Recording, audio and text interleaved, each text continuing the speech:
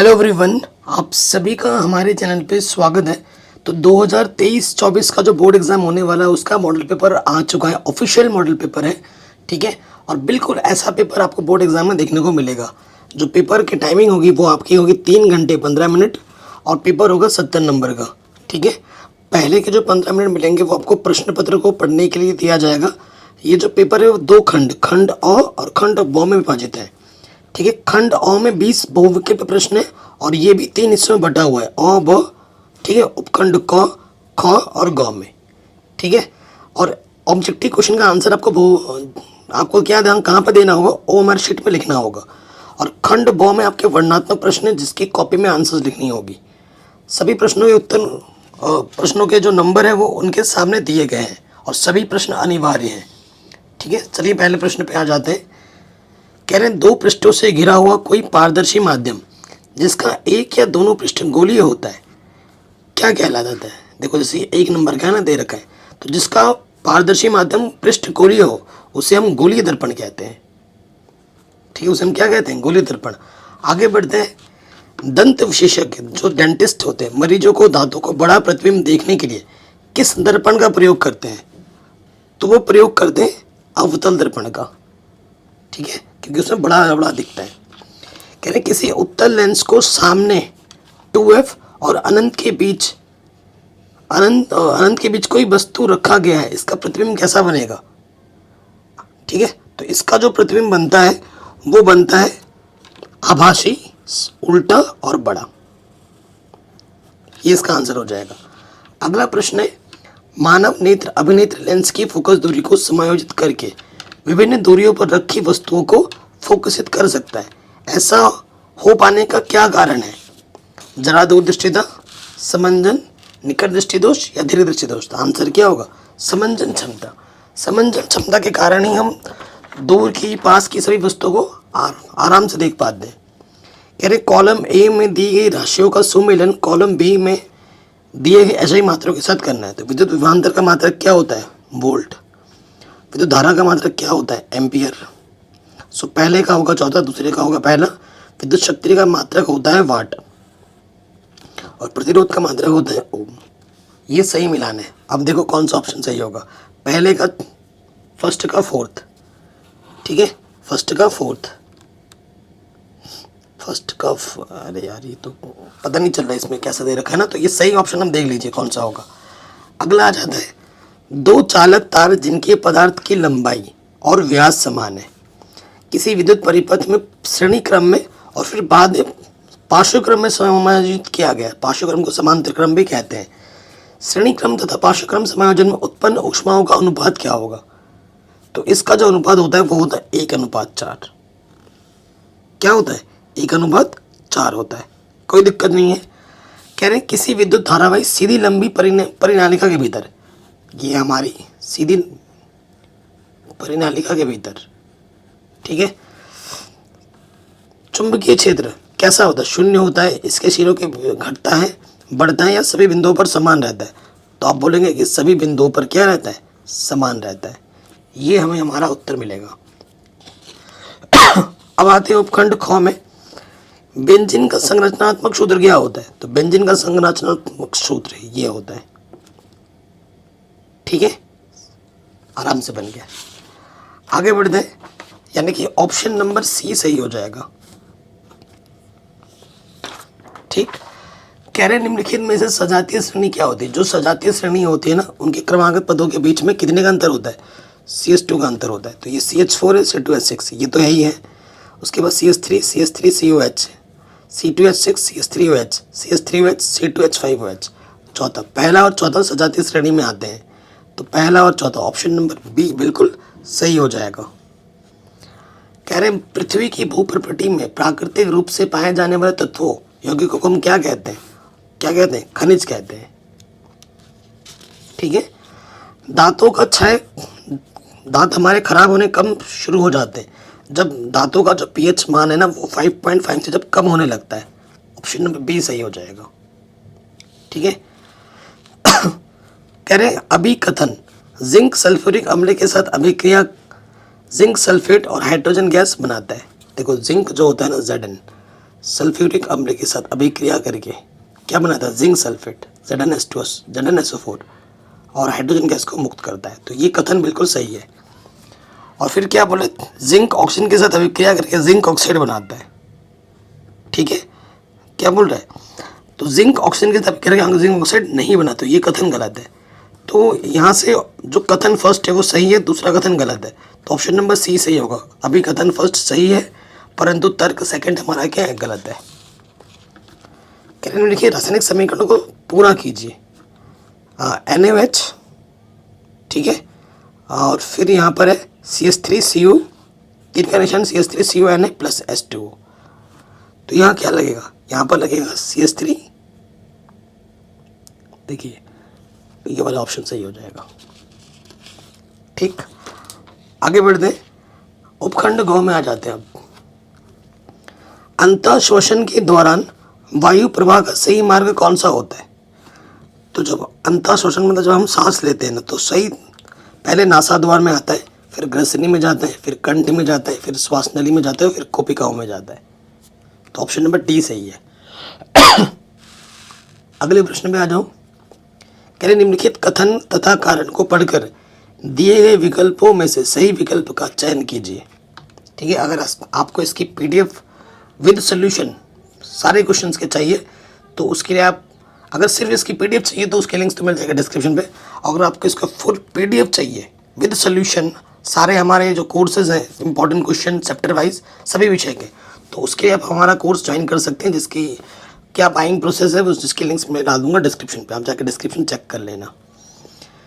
कह रहे पिता से प्राप्त क्रोमोसोम से बच्चों के लिंग का निर्धारण होता है, ये का सही है, पिता से ही निर्धारण होता है।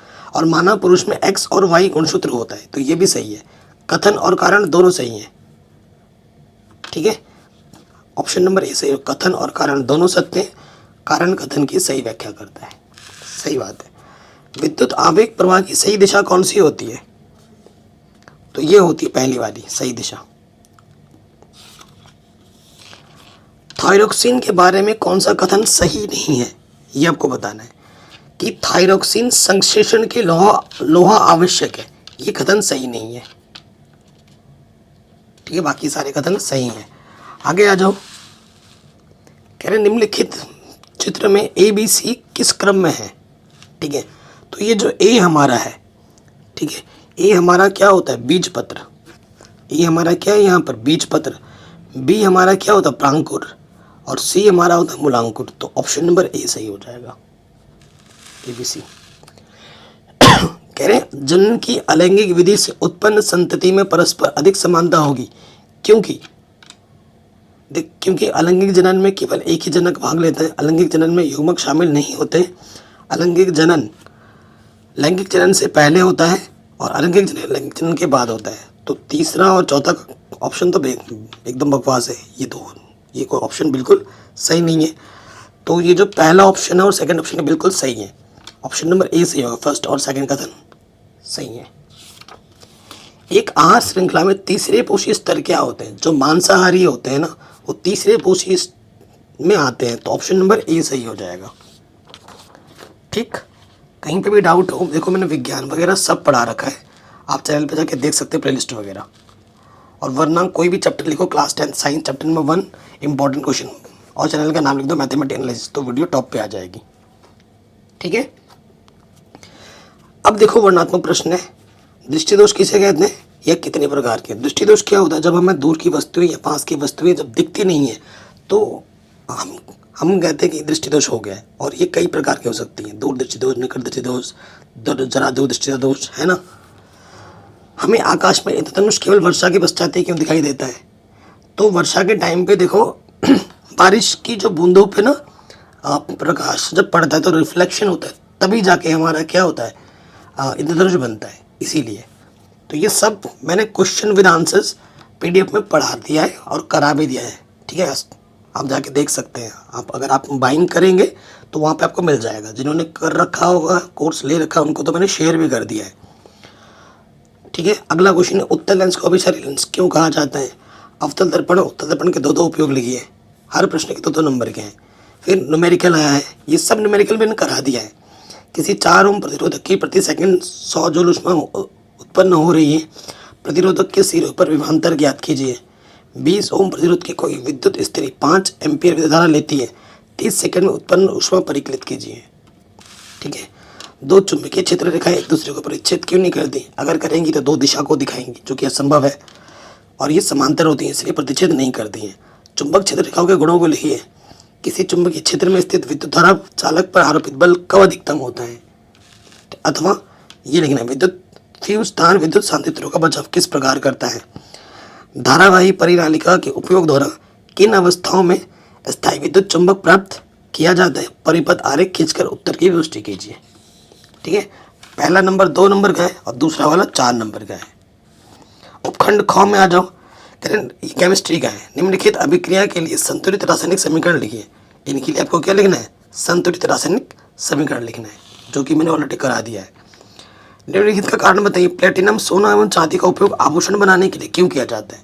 क्योंकि ये जल्दी से संचारित नहीं होते हैं। निष्कर्षण प्रक्रम में कार्बोनेट एवं सल्फाइड अयस्क को ऑक्साइड में परिवर्तित किया जाता है, क्यों? सहसंयोजी आबंध किसे कहते हैं? सहसंयोजी आबंध के 2 लक्षणों को लिखिए। फिर इनका IUPAC नाम बताना है। ठीक है, इनका क्या बताना है? IUPAC नाम। सो देखो दोस्त, ये जो चीज हमें दे रखा है कितने कार्बन है? 1 2 3। 3 कार्बन पे क्या होता है? प्रोप। CHO ग्रुप है, यानी कि एल्डिहाइड। एल्डिहाइड में नाम के बाद में क्या लगता है? अल। तो ये क्या हो जाएगा? प्रोपेनल। ये क्या होगा? प्रोपेनल।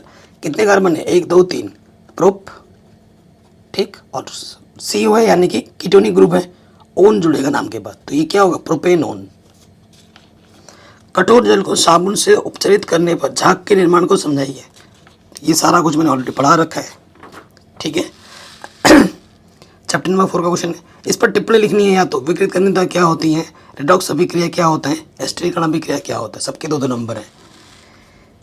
अब बायोलॉजी के प्रश्न आते हैं आखिर में। जैव निम्नीकरणीय और गैर निम्नीकरणीय पदार्थों के बीच अंतर बताना है। निम्नलिखित चित्र में अंतःस्रावी ग्रंथियों के नाम लिखिए। ये जो अंतःस्रावी ग्रंथ है ना, इसका नाम बताना है क्या होगा? ये जो ए वाला है यहाँ पर, इसे कहते हैं पीनियल ग्रंथि। ये वाला जो होता है इसे बोलते हैं पीयूष ग्रंथि। ये जो होता है थायराइड ग्रंथि है, और ये वाला जो ग्रंथि है ये है थाइमस ग्रंथि। ठीक है, फिर देखो, निम्नलिखित गद्यांश को पढ़कर प्रश्नों के उत्तर देने हैं। ये गद्यांश पूरा पढ़ना है। ठीक है, इसकी व्याख्या इस तथ्य में निहित है कि मानव के सभी गुणसूत्र पूर्ण रूप युग्म नहीं होते हैं। मानव में अधिकतर गुणसूत्र माता और पिता के गुणसूत्रों के प्रतिरूप होते हैं। इनकी संख्या 22 जोड़े हैं, परंतु एक युग्म जिसे लिंग गुणसूत्र कहते हैं, जो सदा पूर्ण जोड़े में नहीं होते हैं। ठीक है, स्त्री में गुणसूत्र का पूर्ण युग्म होता है तथा दोनों एक्स कहलाते हैं, लेकिन पुरुष नर में यह जोड़ा परिपूर्ण जोड़ा नहीं होता है। जैसे एक गुणसूत्र सामान्य आकार का एक्स होता है तो दूसरा गुणसूत्र छोटा होता है, जिसे वाई गुणसूत्र कहते हैं। अतः स्त्रियों में XX तथा पुरुष में XY गुणसूत्र होते हैं।